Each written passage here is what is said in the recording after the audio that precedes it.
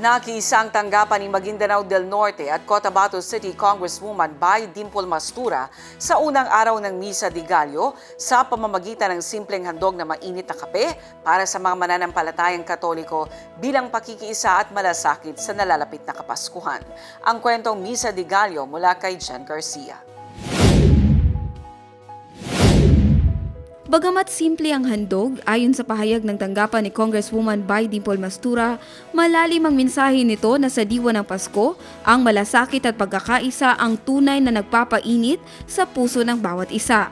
Dagdag pa ng tanggapan ng mambabatas, ang simpleng pag-aalay ng kape ay nagpapakita ng paggalang at pagkakaisa sa tradisyon ng mga kapatid na Katoliko, gayon din ang pagpapatibay ng ugnayan sa magkakaibang pananampalataya sa komunidad.